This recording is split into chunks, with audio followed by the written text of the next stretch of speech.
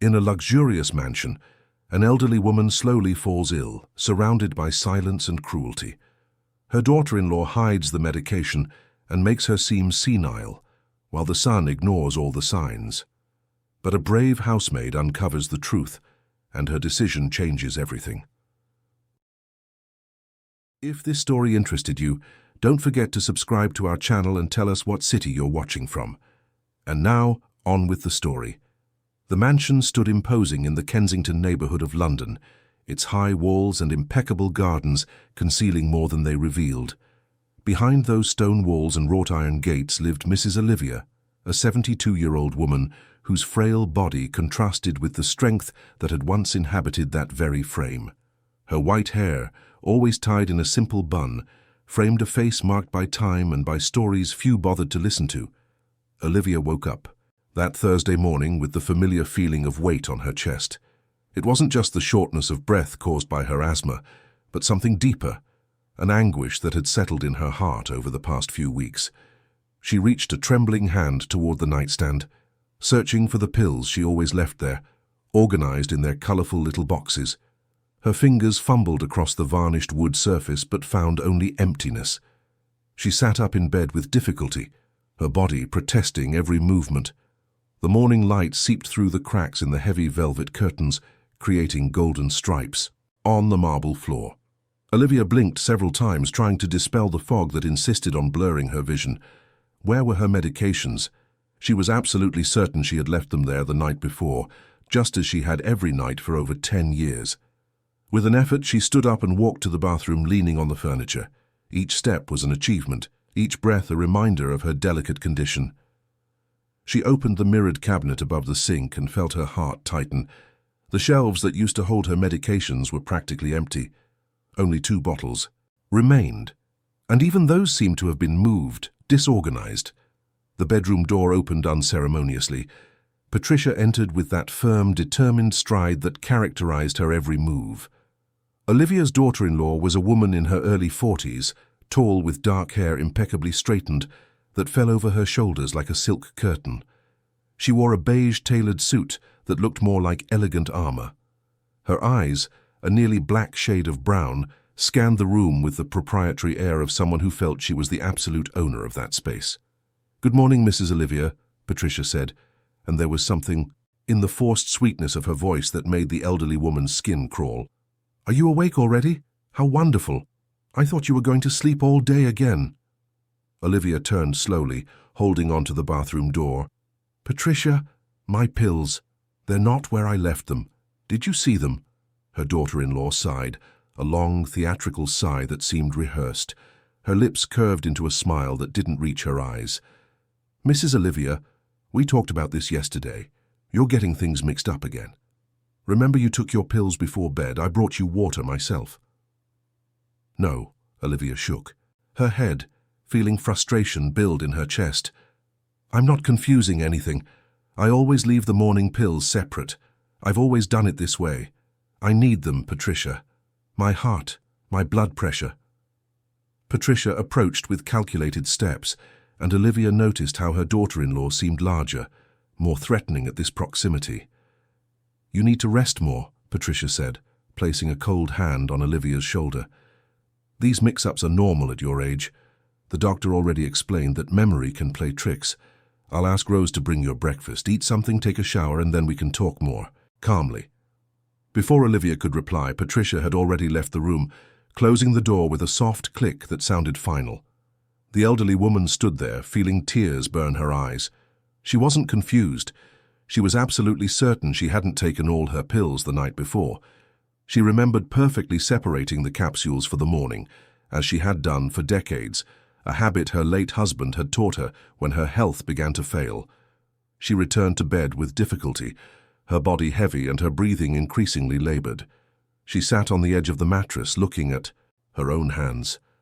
When did everything start to change? She remembered times when this house was full of life, of laughter, of real light. Her son Michael was just a dreamy boy, full of plans and ambitions, but with a kind heart that made her proud. She had been the one to support the family when her husband fell ill. She had worked as a seamstress, taken orders late at night, saved every penny so that Michael could study, so he could have the opportunities she and her husband never had. She had watched her son grow, graduate with a business degree and open his first company. And when success finally came, Michael hadn't forgotten her. He had built this mansion, insisted she come live there, and promised he would take care of her forever. But then Patricia had entered their lives. Olivia still remembered the day her son introduced his girlfriend, a beautiful, sophisticated woman who spoke eloquently about art and business. At first, Olivia had tried to like her, tried to see past the coldness she perceived in those dark eyes. But there was something that bothered her, a visceral feeling she couldn't explain. And when they married, 3 years ago, everything began to change slowly. So slowly that Olivia didn't notice until it was too late. First, it was the small exclusions. Patricia would reorganize family dinners in a way that made Olivia feel out of place. Then came the subtle comments about her health, about how she was becoming forgetful, about how much work she was. Michael, absorbed by the expansion of his business, didn't notice. Or perhaps he didn't want to notice. And now this. The disappearing pills, the missed doses, the growing feeling that something terrible was happening right under her nose. The door opened again, this time more gently. Rose entered carrying a tray with coffee, bread, and fruit. The cook was a woman in her 60s, with dark skin and hands calloused from work. Her brown eyes met Olivia's, and in them was a silent understanding, a genuine concern that gave the elderly woman a moment of relief. "Good morning, Mrs. Olivia," Rose said, placing the tray on the small table near the window. "I brought your coffee nice and hot, just the way you like it." "Thank you, Rose," Olivia whispered, and then on an impulse she asked, "Did you see my pills? The ones I keep here in the room?" Rose hesitated, her eyes quickly darting to the door, as if afraid someone might be listening. When she spoke, her voice was low, almost a whisper. "Mrs. Olivia, I can't get involved in these things. You know how it is." "Please," Olivia gripped Rose's arm with surprising strength. "I'm not crazy. I know my pills are disappearing. I need someone to believe me." Rose's eyes filled with unshed tears. "I believe you," she said quietly. "But what can I do? I'm just the cook. If I say anything, I'll lose my job. And I need to work. I have my grandchildren to help."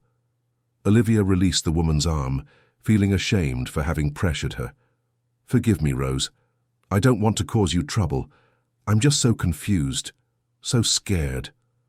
Rose gently caressed Olivia's hand. "You're not confused. I see things, Mrs. Olivia. I see them and my heart aches. But I can't do anything right now. Please, try to eat something. You need to keep your strength up." After Rose left, Olivia tried to eat, but the food tasted like ash in her mouth. She managed only a few sips of coffee before nausea rose in her throat.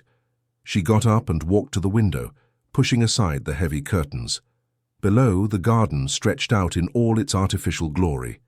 Grass trimmed with millimeter precision, imported flowers arranged in geometric beds, an infinity pool reflecting the blue London sky. She saw Patricia walking through the garden, talking on her cell phone. Even from a distance, Olivia could see the arrogance in her posture, the way she gestured with her hands as if commanding an invisible army. Her daughter-in-law used the mansion as if it were hers, as if Olivia were just a piece of old furniture that hadn't been discarded yet. The day dragged on with torturous slowness. Olivia remained in her room, feeling her body protest more and more from the lack of medication. Her blood pressure was rising. She could feel it. The pain in her chest increased, and the shortness of breath forced her to sit down every few steps. She tried to look for the pills, rummaging through drawers and cabinets, but found nothing. Everything had been removed with frightening efficiency. In the afternoon, Patricia returned to the room. This time she wore an expression of false concern. "Mrs. Olivia, we need to talk," she said, sitting in the armchair near the bed. "I've noticed you've been very confused lately. Just yesterday I found you wandering the hallway in the middle of the night. Do you remember that?" Olivia frowned. "I was looking for water. I was thirsty." "See?" Patricia leaned forward. "But you have a pitcher of water right here in your room. You always have. These mix-ups worry me a lot. I talked to Michael, and we think it might be time to seek specialized help. I'm not confused, Olivia said, but her voice came out weak, unconvincing. Patricia, please, I just need my pills. Where are my pills? Patricia's eyes shone with something Olivia couldn't quite decipher, but which sent a shiver down her spine. You took all your pills, Mrs. Olivia. I saw you myself. The problem is that you're forgetting. That's why I'm worried. I'm going to make an appointment with a neurologist. You need to have some tests, see how your head is doing. My head is fine. Olivia tried to stand firm, but the words came out weaker and weaker. I know what I'm feeling. I know. I need the medication. Are you hiding them from me? Patricia's smile vanished, replaced by a mask of condescending pity. Mrs. Olivia, you're having delusions now. Why would I do that? I'm your daughter-in-law. I take care of you. This house runs because of me. Michael works all day, and I make sure everything is perfect for you. And now you're accusing me of hiding your pills? Olivia felt the tears stream down her face. I don't know anything anymore, she whispered. I just know I'm feeling very ill. I'll ask Rose to bring a calming tea, Patricia said, standing. Rest, Mrs. Olivia. We'll talk more tomorrow, and please stop with these absurd accusations. You're hurting me deeply. When Patricia left, Olivia collapsed into sobs. Was it possible she was really confused, that her mind was betraying her? But no, it couldn't be. She clearly remembered every pill, every time, every dosage. Her body knew the routine, depended on it. Night fell on the mansion like a heavy shroud. Olivia ate dinner alone in her room, barely touching the food Rose had brought. The cook avoided her gaze, and Olivia understood.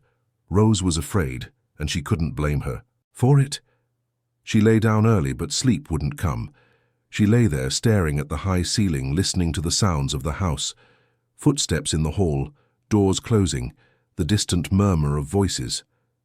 Sometime in the middle of the night she heard Michael's voice. Her son had come home late as usual. Olivia wanted to get up to go to him, to beg for help, but her body wouldn't respond. Exhaustion and the lack of medication kept her pinned to the bed. And then, in the darkness, she heard something that made her blood run cold. They were muffled voices coming from the hallway. She immediately recognized Patricia's voice, but there was a hardness to it that she rarely showed when others were around. She's becoming unbearable, Michael, Patricia was saying. Today she accused me of hiding her pills. Can you believe it? After everything I do for her, all the times I climb these stairs to take care of her, and this is how I'm treated. Michael's voice sounded tired. Mum has always been stubborn, love, but maybe she really is getting confused. She's 72, it's natural for her memory to fail. It's not just her. Memory, Michael. She's making up stories, fantasizing things. Yesterday she swore I had thrown away food she wanted to eat, but I did no such thing. She simply forgot she had already eaten. It's frightening. Olivia wanted to scream, to say that none of it was true, but her voice wouldn't come out. She lay there, paralyzed, listening to her own son doubt her. Maybe you're right about finding a specialist, Michael said. We can't let her hurt herself. What if she falls? What if she forgets the stove is on? Exactly, Patricia replied, and Olivia could almost see the satisfied smile on her face. She needs special care, maybe even a full-time companion, someone who can monitor her 24 hours a day. I'll think about it, Michael said. But now I need to sleep. I have an important meeting early tomorrow. The footsteps moved away, and Olivia was left alone again with her terrifying thoughts. Patricia was building a narrative, painting her as crazy, as senile, and Michael, her dear son, was believing every word. Olivia closed her eyes, feeling the weight of loneliness crush her chest. In that immense mansion, surrounded by luxury and comfort, she was more alone than she had ever been in her entire life. And for the first time she allowed herself to think the unthinkable. Patricia wasn't just hiding her pills. She was trying to kill her, slowly, methodically, without leaving a trace, without raising suspicion. And no one would believe her if she told them. Fear enveloped her like a cold blanket. She needed to find a way to survive, to prove the truth. But how, when her own body was betraying her, when her voice no longer had weight, when even her son had turned against her? As the night deepened, and the mansion sank into silence, Olivia made a silent promise to herself. She would not give up. She would fight as long as she had one last breath. Because if there was one thing life had taught her, it was that a mother never gives up, even when all seems lost. Outside, the City of London continued its nightly vigil, indifferent to the drama unfolding between those elegant walls. And in some corner of that house, Patricia smiled, satisfied with another day of her perfectly executed plan. The following days dragged on like a slow, silent torture. Mrs. Olivia felt her body wither away. Each morning she woke up weaker, dizzier, more distant from herself. The lack of medication was taking its toll relentlessly.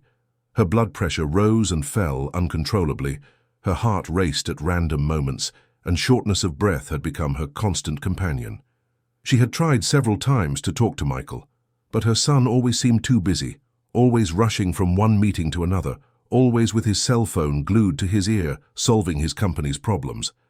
And when she finally got a few minutes of his attention, Patricia would appear like a shadow, intercepting the conversation, redirecting the topic, once again painting that picture of mental confusion that supposedly afflicted the elderly woman.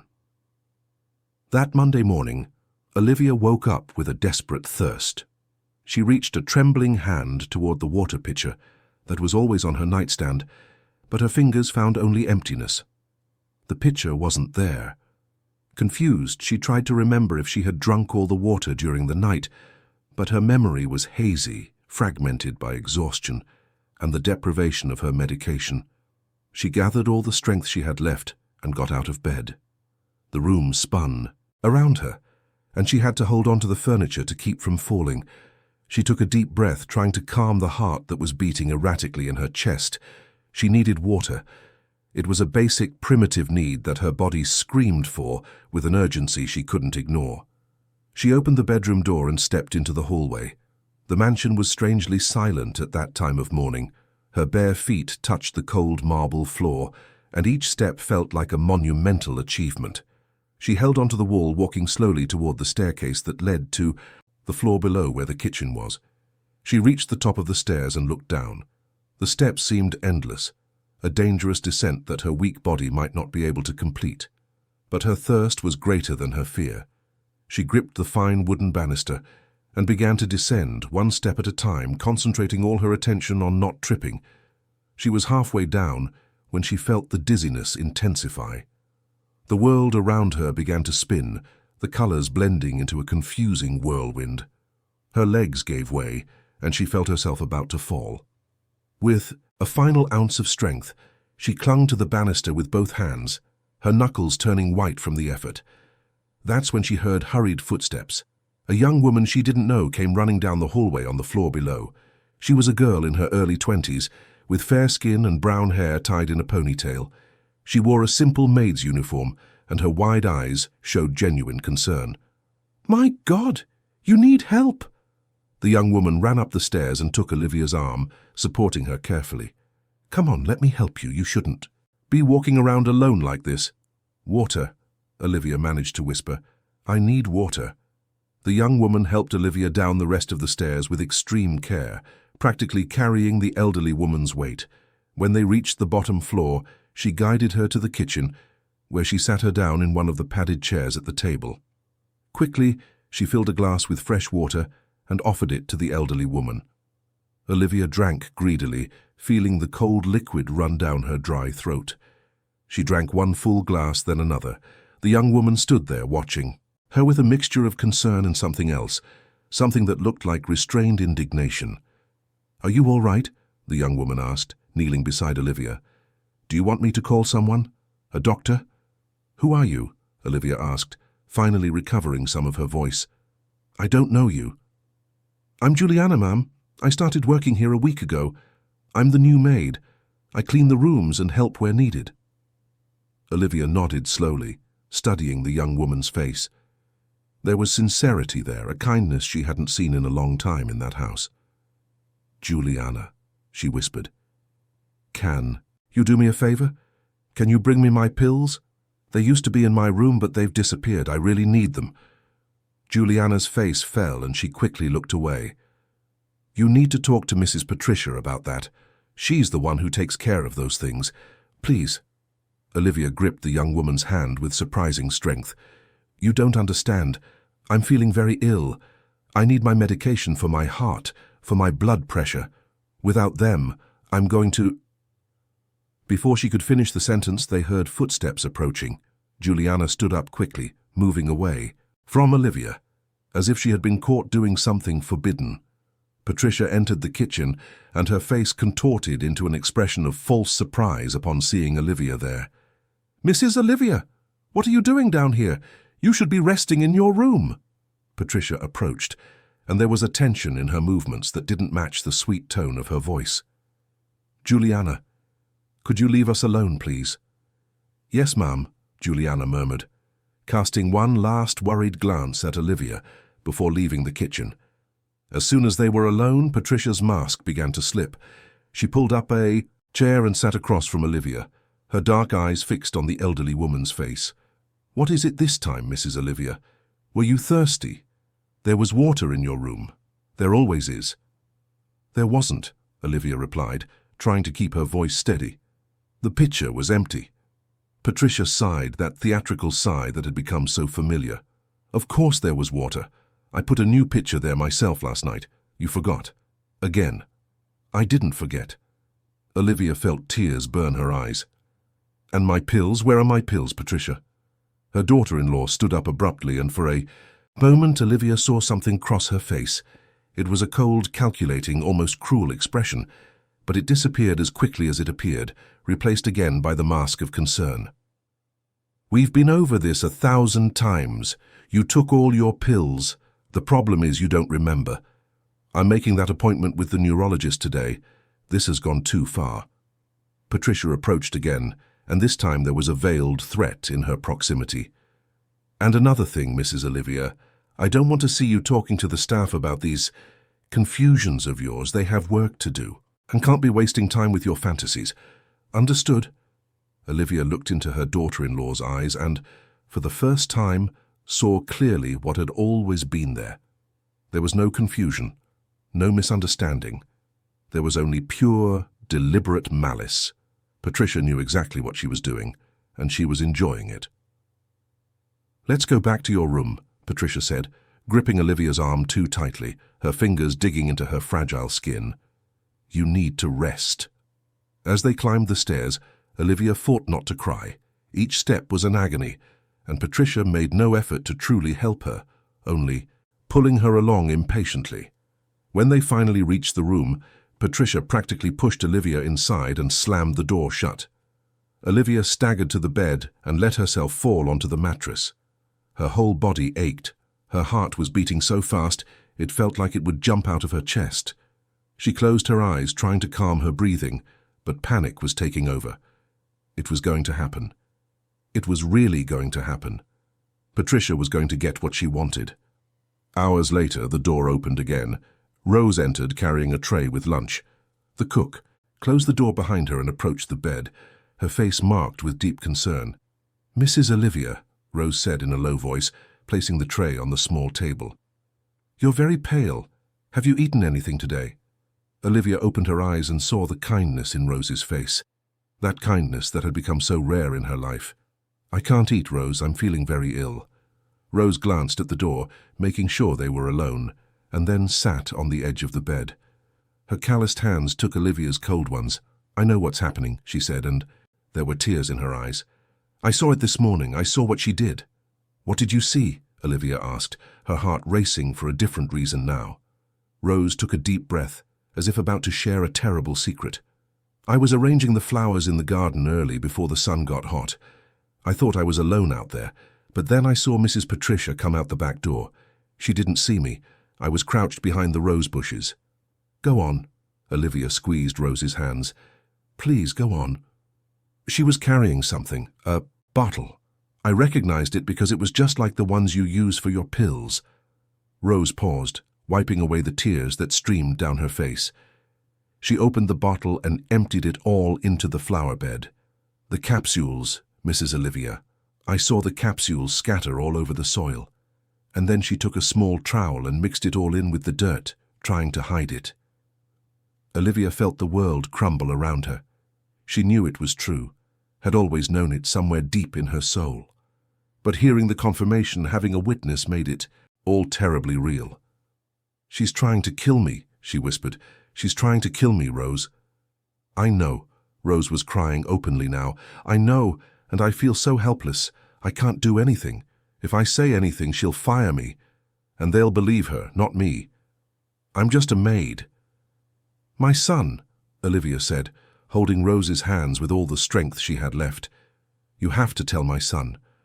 Michael needs to know the truth." Rose shook her head, fear etched on her face. "I've already tried to talk to him, Mrs. Olivia. 2 weeks ago, when I started to suspect. I tried to suggest that you needed more attention, that something wasn't right." But Mrs. Patricia intercepted the conversation. Later, she called me into the living room and made it very clear that if I meddled in family affairs, I would lose my job. And that wasn't all. She threatened to make sure I'd never get another job in London. Said she has connections, that she can destroy my reputation. Olivia closed her eyes, feeling despair take over. "So there's nothing we can do?" Rose wiped her tears and looked firmly at Olivia. "I'll think of something. I swear I will, but please, you need to eat something. You need to keep your strength up. As long as you're alive, there's still hope." After Rose left, Olivia forced herself to eat a few pieces of fruit and a few sips of soup. Every spoonful was an effort. But Rose was right. She needed to keep her strength up. She needed to survive long enough to find a way out. In the afternoon, she heard voices in the garden. She dragged herself to the window and slightly parted the curtain. Down below, she saw Juliana talking to Rose. The two were near the flower beds, and Juliana seemed to be showing the cook something. Rose took the object from the young woman's hands and examined it carefully. Even from a distance, Olivia could identify it. It was an empty capsule, partially buried in the dirt. Her heart filled with a fragile hope. Rose wasn't alone. Juliana had seen something too, or at least she suspected. Maybe there was a chance, however small. Night fell on the mansion, and with it came an oppressive silence. Olivia was lying in her bed trying to sleep when she heard the bedroom door open. She opened her eyes and saw Patricia's silhouette framed against the dim light from the hallway. Her daughter-in-law entered the room without a sound, closing the door behind her. She approached the bed, and there was something different in her movements, an almost triumphant confidence. She sat on the edge of the bed so close that Olivia could smell her expensive perfume, a floral scent that now seemed nauseating. "You know, Mrs. Olivia," Patricia spoke in a low voice, almost a whisper, "I wanted you to know that I have nothing personal against you. It's just that you're in my way. This house, Michael's fortune, all of it should be mine alone. But as long as you're here, I'll always be just the wife, and I wasn't born to be just anyone's wife." Olivia tried to speak, but her voice wouldn't come out. Terror paralyzed her. Patricia stood up and walked to the nightstand. She opened the drawer and took out a pill bottle hidden there, a bottle Olivia didn't even know existed. With deliberate movements, she opened the bottle in front of Olivia and poured the capsules into the palm of her hand. She looked at Olivia with a cold smile. "Were you looking for these? Well, here they are, all your precious pills." And then, as Olivia watched in horror, Patricia walked to the bathroom. The sound of the toilet flushing echoed through the room, and when Patricia returned, her hands were empty. "There," she said, her voice laced with satisfaction. "Now there's nothing left to look for." "You won't get away with this," Olivia managed to whisper, gathering all the remaining courage she had. "Someone will find out. The truth always comes out."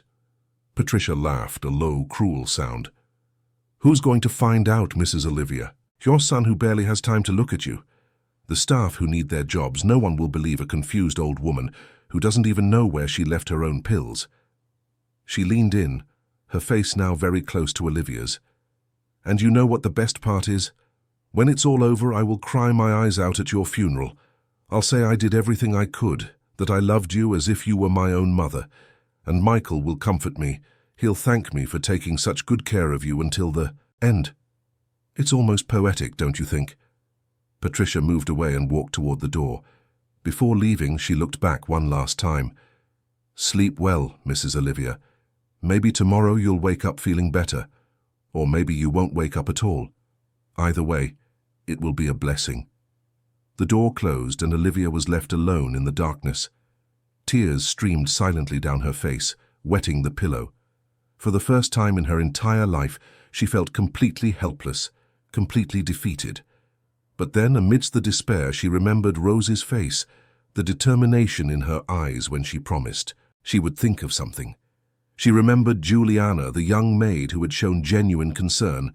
She remembered all the years she had fought, all the adversities she had faced to give her son a better life. No, she wouldn't give up. Not while she still had a thread of life pulsing in her veins.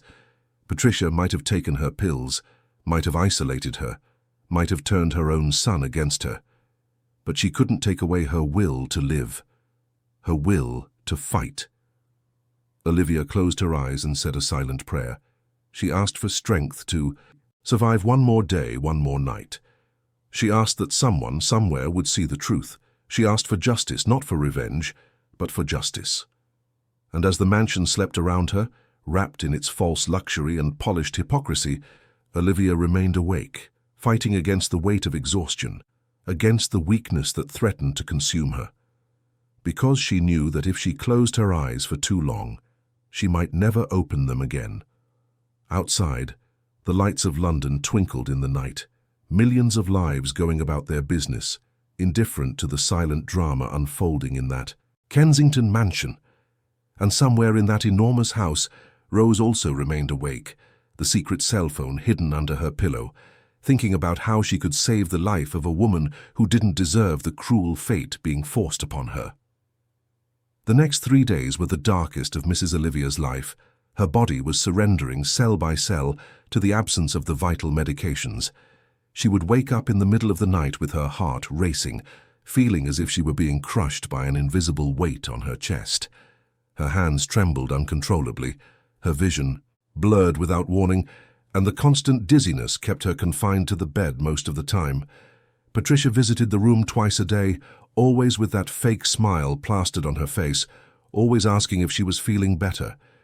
And each visit was a psychological torture, because Olivia saw in her daughter-in-law's eyes a poorly disguised satisfaction, the pleasure of seeing her plan work perfectly.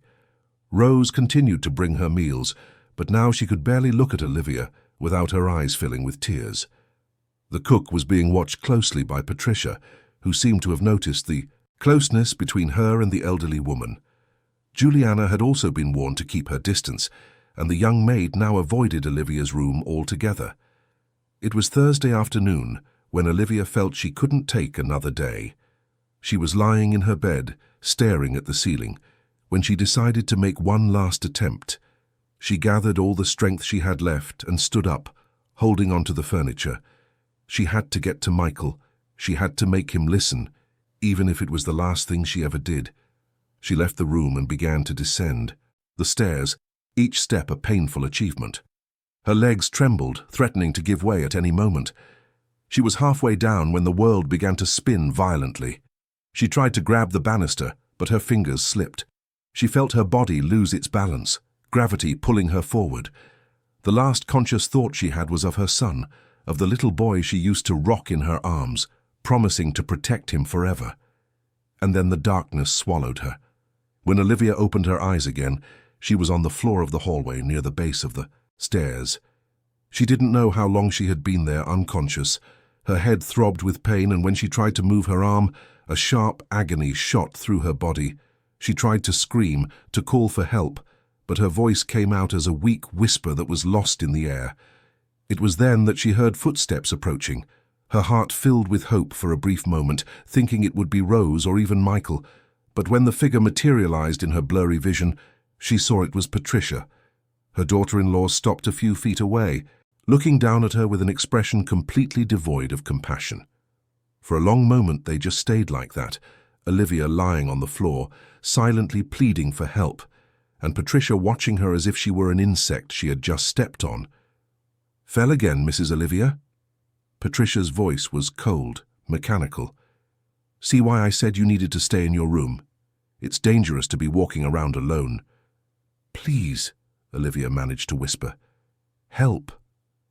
I need help. Patricia sighed and looked around, making sure they were alone. Then she bent down, but not to offer comfort. She grabbed Olivia by the arm with brutal force and began to drag her across the marble hallway. Olivia moaned in pain. Every movement felt like being torn apart. Patricia pulled her without any care, as if she were a bag of trash that needed to be discarded. "Let's get you back to your room," Patricia said, panting from the effort. "We can't let anyone see you like this. What will they think?" When they finally reached the room, Patricia dropped Olivia on the floor next to the bed. The elderly woman lay there, curled up, every part of her body screaming in pain. Patricia closed the door and turned, looking at her with that expression Olivia now knew so well. It was the expression of someone who was winning, of someone who knew victory was near. "You know what's funny, Mrs. Olivia?" Patricia leaned against the door, crossing her arms. "Michael doesn't even realize he barely visits you anymore. Yesterday, when I asked if he wanted to come up and say goodnight, you know what he said? That he was too tired, that he'd see you tomorrow. But tomorrow, there's always another tomorrow, isn't there?" Olivia tried to speak, but she couldn't. Only silent tears streamed down her face. "And when it's all over," Patricia continued, her voice taking on an almost dreamy tone, "I'll finally have this house all to myself. I'll redecorate everything. I'll start with this room. I always found this old furniture so depressing. I'll turn it into a walk-in closet or maybe a yoga studio. I haven't decided yet." She moved away from the door and walked to the window, opening the curtains. The afternoon light flooded the room, illuminating Patricia's face in a cruel profile. "Don't feel bad about it, Mrs. Olivia. You're actually doing me a favor. Michael will be so devastated that he'll need me more than ever. I'll comfort him, I'll be by his side, and he'll love me even more for being so devoted to you until the end." Patricia turned and walked to the door. "I'm going to lock the door from the outside," she said casually. "I can't risk you walking out again and getting hurt. It's for your own safety, you understand?" And then she left, and Olivia heard the click of the key turning in the lock. She was trapped now, literally, alone in that room with no strength to scream, no strength to even drag herself to the bed. She lay there on the floor, her body aching, her heart slowing down in a way that frightened her. She closed her eyes and thought of all the good memories she had. Her husband, a kind man taken from her too soon. Michael as a child, running through the small apartment where they lived, laughing that laugh that lit up her most difficult days. The Sundays in the little park, the simple but love-filled birthdays, the dreams they dreamed together. Where had it all gone? Wrong? At what point had her son stopped seeing who she really was? At what point did success and money blind him to what really mattered? Meanwhile, downstairs, Rose was in the kitchen preparing dinner, but her hands were shaking so much she could barely hold the knife. She couldn't get the image of Mrs. Olivia out of her head, weaker each day, closer to a fate Rose couldn't bear to imagine. Juliana entered the kitchen carrying a basket of clean laundry. The young maid looked around, making sure they were alone, and approached Rose. "Mrs. Rose," she whispered, "have you seen Mrs. Olivia today? I tried to go into her room to change the sheets, but the door was locked. Mrs. Patricia said she was resting and didn't want to be disturbed." Rose dropped the knife and looked at Juliana with tear-filled eyes. "Locked?" "The door was locked." "Yes. And I heard a strange noise earlier, like something fell. I was worried, but Mrs. Patricia showed up and told me to focus on my work." Rose felt something snap inside her. She couldn't wait any longer, couldn't stand by while a life was slowly extinguished in that house. She made a decision right then, a decision that could cost her her job, her reputation, maybe even more. But it didn't matter. Some things were more important than security. "Juliana," Rose said, holding the young woman's hands, "I need you to do something for me. I need you to stay here in the kitchen and let me know if Mrs. Patricia shows up. Can you do that?" "Of course. But why?" "Just trust me. And if anyone asks where I am, say I went to the market to buy ingredients for dinner." Rose quickly went up the back stairs, the ones the staff used. Her heart was beating so hard she could hear it pounding in her ears. She reached the second-floor hallway and walked to Mrs. Olivia's bedroom door. She tried to open it, but it was locked, as Juliana had said. "Mrs. Olivia?" she called softly, putting her mouth to the crack of the door. "Are you in there? Can you hear me?" Silence. Rose felt panic take over. What if it was too late? What if it had already happened? No, she couldn't think like that. She ran back to the stairs and went down to the ground floor. She needed the key, but where did Patricia keep them? She then remembered the office, that room Patricia treated as her personal territory. Rose had never entered it without permission, but now there was no time for hesitation. She went into the office and started searching the drawers, papers, documents, pens, but no key. That's when she heard Patricia's voice coming from the entrance hall. She was talking on the phone, her voice echoing through the house. Rose froze, her heart nearly stopping. Then she heard Patricia's footsteps going up the main staircase. Where was she going? To Mrs. Olivia's room. Rose made an instant decision. She took out her cell phone, the one she had bought with her savings specifically for emergencies. She never thought she would have to use it like this, but there was no other choice. She searched her contacts until she found the number she had managed to get a few weeks ago, back when she still believed she could resolve things more discreetly. It was the personal number of Michael, the businessman, Mrs. Olivia's son. Rose had gotten it through his former secretary, a woman who also knew Mrs. Olivia and who, reluctantly, had shared the number after much insistence. With trembling fingers, Rose typed a message. She didn't have time to call, couldn't risk her voice being heard. She wrote quickly, each word filled with desperation and urgency. "Mr. Michael, it's Rose, the cook at your house. Please come home immediately. It's about your mother. She is in real danger. Do not tell Mrs. Patricia you are coming. Please trust me. Your mother needs you now." She pressed send and closed her eyes, praying that he would see the message, that he would believe her, that it wouldn't be too late. In his office in central London, Michael was in a crucial meeting with Japanese investors. The company was about to close a multi-million-pound deal, the biggest of his career. The numbers danced on the projection screen, charts showing exponential growth, projections that would make him one of the most successful businessmen of his generation. His cell phone vibrated in his pocket, but he ignored it. He was in the middle of his presentation and couldn't be distracted now. But the phone vibrated again and again. With a discreet sigh of irritation, he took out the device to silence it completely. That's when he saw the message from an unknown number. He read the words once, then again. His mother in danger. What kind of joke was this? But then he saw the name, Rose, the cook who had worked at his house for years. Why would she send a message like that? He felt something cold run down his spine. It wasn't normal. Rose would never contact him like this, would never be so dramatic without a reason. And that part about not telling Patricia. Why? What was happening? The investors kept talking, waiting for his response to some question. He hadn't even heard. Michael looked at them, then at the message on his phone. Millions of pounds on one side, his mother on the other. Suddenly, all the little things he had ignored over the past few months came back like an avalanche. The times his mother had tried to talk to him and he was too busy. The messages Patricia passed on about mental confusion, about forgetfulness, how much more fragile his mother seemed every time he saw her, how she avoided his eyes. And that time weeks ago when he had found his mother in the hallway, late at night. She had tried to tell him something about her pills, but Patricia had appeared explaining it was just age-related confusion. And he had believed her. God, how he had believed her. "Gentlemen," Michael stood up abruptly, turning off the presentation. "I apologize, but I have to go. It's a family emergency." "But Mr. Chen, the contract," his assistant began to protest. "Reschedule."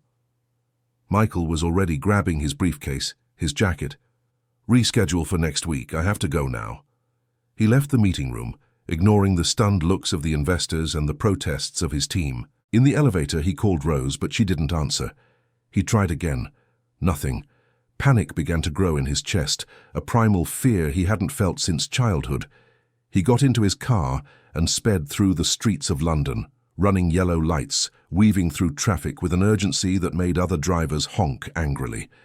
He didn't care. He could only think of his mother, the woman who had given up everything for him, who had worked until her fingers bled so he could study, who had sacrificed every personal dream so his dreams could come true. And how? Had he repaid her? By building an expensive mansion and then abandoning her in it, leaving her in the hands of a woman he now realized he had never truly known. How could he have been so blind? How could he have ignored all the signs? The memories came in painful flashes, his mother trying to take his hand during a dinner, and Patricia subtly pushing it away. His mother saying she didn't feel well, and Patricia explaining it was just drama to get attention. His mother becoming quieter each day, more faded, and he interpreting it as the tranquility of old age instead of what it really was. Resignation, defeat, despair. He reached the mansion in record time. He didn't enter through the garage as he always did. Something in his gut told him to be discreet. He parked on the street and entered through the service door, the one that led straight to the kitchen. Juliana was there, and she almost dropped the tray she was holding when she saw him. "Mr. Michael, we didn't know you were coming." "Where is my mother?" Michael asked, and there was an urgency in his voice that startled the young woman. "In her room, sir, but Mrs. Patricia said she's resting and doesn't want to be disturbed." "And Rose? Where is Rose?" "I don't know, sir. She left a while ago and hasn't come back yet." Michael went up the stairs, but he kept his steps quiet. Something told him he needed to see with his own eyes before doing anything. He reached the second floor and walked toward the main living room. That's when he heard it, Patricia's voice, coming from inside the room. She was on the phone, and there was a lightness in her tone that made him stop. He hid behind a column and watched. Patricia was sitting on the Italian leather sofa he had chosen himself, a glass of red wine in her hand. She looked completely relaxed, almost radiant. "You can believe it, darling," she was saying into the phone. "Finally some peace in this house. You have no idea how liberating it is not to have to climb those stairs 20 times a day to check if the old woman is still breathing." Michael felt his blood run cold. Michael remained motionless behind the column, each of Patricia's words piercing his chest like a sharp blade. His wife continued talking on the phone, oblivious to his presence, completely absorbed in her own satisfaction. Yes, soon I'll be able to redecorate everything my way," Patricia laughed, taking a sip of wine. "Those horrible old pieces of furniture, those heavy curtains, it's all going in the trash. This house will finally have some real style, and Michael won't even question it. He'll be so devastated and guilty that he'll give me free rein for everything." Michael felt anger explode inside him, but he forced himself to stay hidden. He needed to hear more, needed to be absolutely sure before he acted, but every word was a confirmation of the nightmare that was beginning to form in his mind. "Best of all," Patricia continued, her voice taking on a conspiratorial tone, "is that no one will suspect a thing. A frail old woman who simply couldn't hold on. It happens every day. The doctors will sign the certificate without question. Natural causes. And I'll be the devoted daughter-in-law who did everything she could." It was too much. Michael could no longer stand still. He stepped out from behind the column and entered the room with firm strides. Patricia had her back to him, still on the phone, still laughing that laugh that now sounded like pure poison to him. "Patricia," he said, and his voice came out so cold that even he was startled. His wife spun around abruptly, the wine nearly spilling from her glass. Her face turned pale when she saw him standing there, in the middle of the room, looking at her with an expression she had never seen before. It was pure hatred, mixed with something even more terrifying. Absolute disappointment. "Michael," she stammered, quickly getting up and hanging up the phone. "You're home early. I wasn't expecting you before 8. "Where is my mother?" Michael asked, completely ignoring any attempt at casual conversation. "And don't lie to me, I've heard enough." Patricia's face went through a series of expressions. Surprise, fear, and then, finally, it settled into something hard and defiant. She slammed the wine glass down on the table. "Your mother is in her room, resting, as always." Michael took a step toward her, and Patricia involuntarily stepped back. "I heard you," he said, each word an accusation. "I heard everything you said on the phone, about redecorating, about natural causes, about me being too devastated to question anything." Patricia tried to laugh, but the sound came out forced, artificial. You misheard. I was talking about a soap opera, about a character. Don't treat me like an idiot, Michael exploded, his voice echoing off the walls of the room. Not anymore. What did you do to my mother? What did you do to her? Before Patricia could answer, they heard hurried footsteps.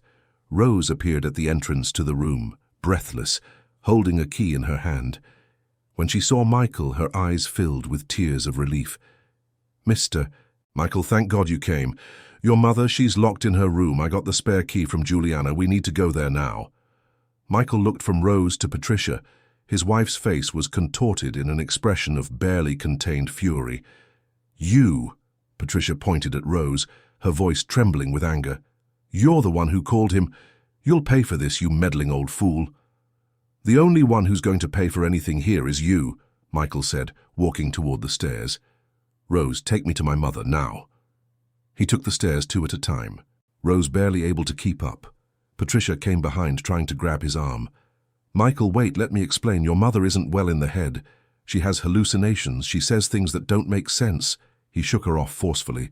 Don't talk to me. Don't say another word. They reached Olivia's room. The door was locked, as Rose had said. Michael took the key from the cook's hands and opened it with trembling hands. What he saw when he pushed the door open made his heart stop. His mother was lying on the floor next to the bed. Her small, frail body was curled in a fetal position, and she didn't even move when the door opened. For one terrifying moment, Michael thought he was too late. Mom! He ran to her, kneeling beside her. He placed his hand on her neck, searching for a pulse. It was there, faint and irregular, but it was there. Mom, can you hear me? Olivia slowly opened her eyes. Her vision was blurry, but she recognized the voice, her son's voice. Michael, she whispered so softly he had to lean in to hear. You came. I'm here, Mom, I'm here now. Tears streamed freely down Michael's face. I'll take care of everything. I promise I'll take care of everything. He turned to Rose, who was standing at the door, also crying. Call an ambulance now, and don't let Patricia leave this house. Rose ran to make the call. Patricia remained in the doorway, watching the scene, and there was something different in her expression now. The mask had fallen completely. There was no more pretense, no more false concern, just cold, calculating emptiness. You were always too soft with her, Patricia said, her voice laced with disdain. Look where it got you, tied to a sick old woman who's nothing but trouble. Michael stood up slowly, carefully lifting his mother into his arms. He looked at Patricia with an expression she had never seen before. Get out of my way, he said, his voice low and dangerous. And if you touch my mother again, I won't be responsible for my actions. Patricia moved out of the doorway, but her pride wouldn't let her stay silent. You'll regret this, Michael. You're throwing away our marriage for a confused old woman who's already lived her life. He stopped in the hallway, still holding Olivia, in his arms. He turned to look at Patricia one last time. Our marriage? What marriage? I married a lie, an actress. The woman I loved never existed. You're a monster, Patricia, and I'm going to make sure everyone knows exactly what you are.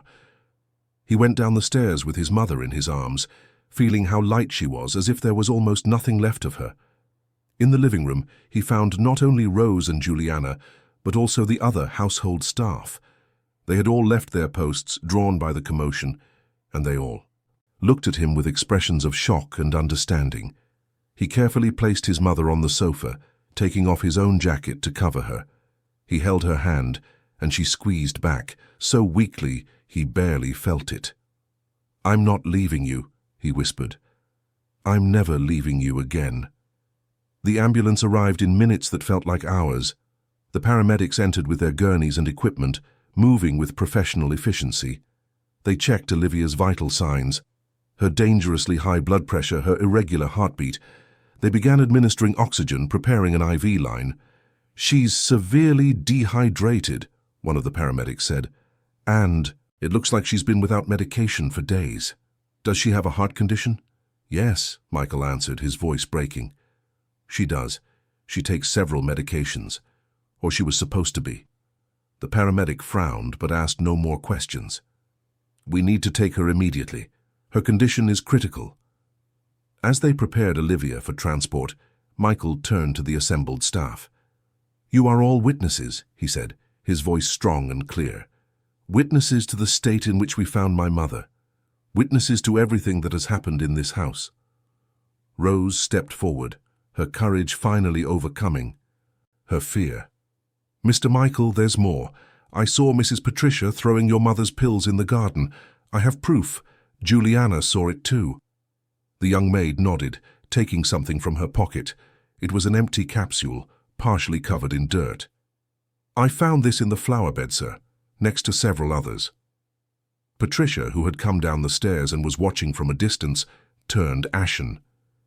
"You can't prove anything," she said, but her voice faltered. "It's your word against mine." Michael walked toward her, and there was a determination in his eyes that made Patricia recoil. "I don't need to prove anything to the law right now. First, I need to save my mother. But after that, Patricia, after that, I'm going to make sure you pay for every second of suffering you caused her." He turned to Rose. "Call the police. I want them to record everything, every detail. We'll need statements from all the staff." "You can't do this," Patricia tried to approach him. "I'm your wife." "Not anymore."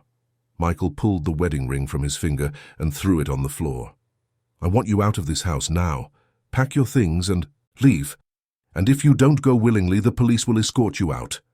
Patricia's mask finally shattered completely. She exploded in a rage, lunging toward Michael with her hands outstretched like claws. "You'll regret this. You'll pay me everything I'm owed. Half of this house is mine." Rose and two of the other staff members restrained Patricia before she could reach Michael. She screamed, struggled, her elegant composure completely destroyed. Juliana ran and came back with trash bags, throwing them at Patricia's feet. "Your clothes," Michael said coldly. "That's all you're taking from this house.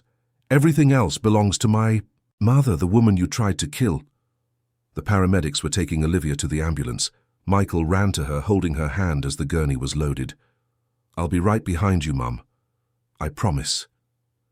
Olivia opened her eyes one last time before they entered the ambulance, and there was something in them that Michael would never forget. It wasn't anger, it wasn't resentment, it was forgiveness. Pure, unconditional forgiveness, the kind only a mother can offer. At the hospital, Michael didn't leave Olivia's side for a second. He sat by her bed in the ICU, watching the monitors that recorded every heartbeat, every breath. The doctors were clear. She had barely survived. Another day, maybe a couple of hours, and it would have been too late. The damage from the medication deprivation would take a long time to reverse. She would need physical therapy, constant monitoring, and a great deal of love and patience. But the doctors were optimistic. Olivia was strong, stronger than her frail body suggested. In the days that followed, Michael rarely left the hospital. He cancelled meetings, delegated responsibilities, ignored calls from partners urging his presence. None of it mattered anymore. All that mattered was the woman in the hospital bed, the woman who had given everything for him and whom he had almost lost through his own negligence. Rose visited every day, bringing homemade food she knew Mrs. Olivia liked, for when she could eat again. Juliana came with fresh flowers, changing them whenever they wilted. The other household staff gave detailed statements to the police, building a solid case against Patricia. Patricia herself tried to call Michael numerous times. When he finally answered, it was only to say that the divorce papers were already being prepared, that she would not receive a penny, more than the law required, and that if she tried to contest it, he would make public every detail of what she had done. Patricia's friends, whom she so loved to impress, vanished when the scandal came to light. No one answered her calls. The woman who had everything, who commanded the mansion like a queen, ended up in a small rented apartment, alone with her bitterness. It was 3 weeks before Olivia was discharged. Michael took her not to the Kensington mansion, but to a place he had prepared especially. He had bought a smaller, cozier house in a quiet neighborhood. It didn't have the ostentatious luxury of the mansion, but it had something the mansion never had. It had life. It had love. It had truth. "Mom," Michael said, helping her into the new house, "I know I can't erase what happened.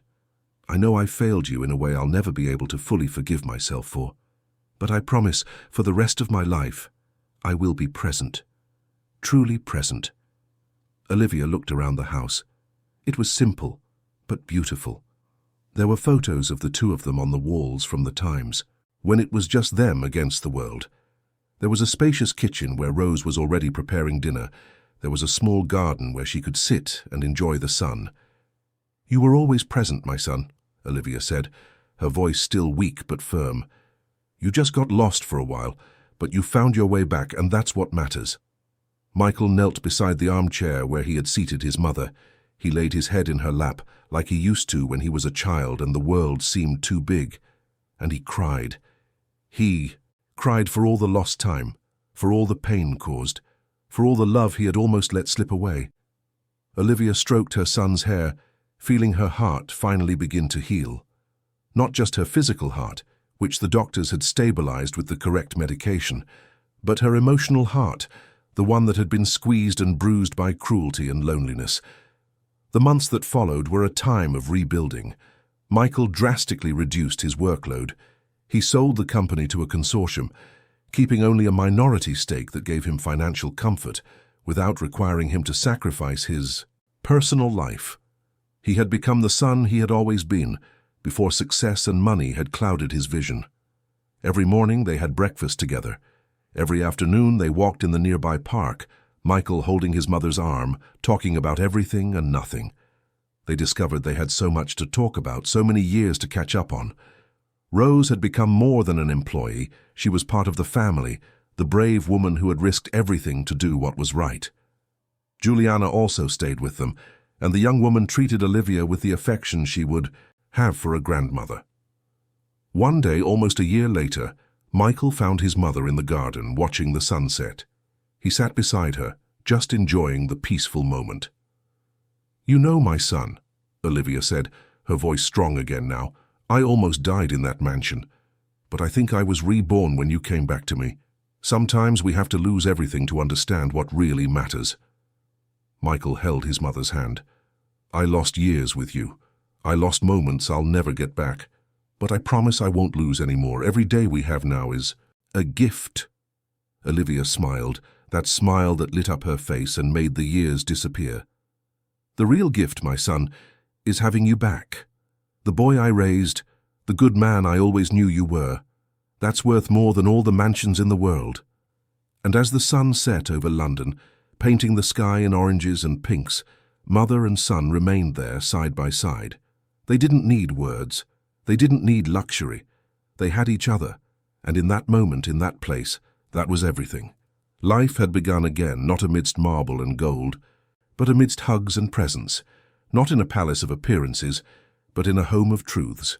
And Olivia, the woman who had almost been erased by darkness, shone again, kept alive not by medication, but by the unconditional love of the son who had finally woken up, the son who had learned, almost too late, that the greatest treasure he ever possessed was never his company or his fortune. It was the woman who had brought him into the world, and who had never, not for a single second, stopped loving him. Paradise, after all, had never been within the walls of a mansion. It had always been where true love resided, and now finally they had all found their way back home. End of story. Dear listeners, we hope the story of Mrs. Olivia and Michael has deeply touched your heart. If you were moved by this journey of pain, betrayal, courage, and redemption, please leave a like, subscribe to the channel, and tell us in the comments which moment marked you the most. Was it Rose's courage in risking everything? Was it Michael's awakening as he realized the truth? Or was it the unconditional forgiveness of a mother? Every day we bring intense stories like this one, narratives that reveal the deepest side of the human soul, that remind us of the power of true love and the importance of never letting success blind us to what really matters. Your stories, your comments, and your presence here make all the difference.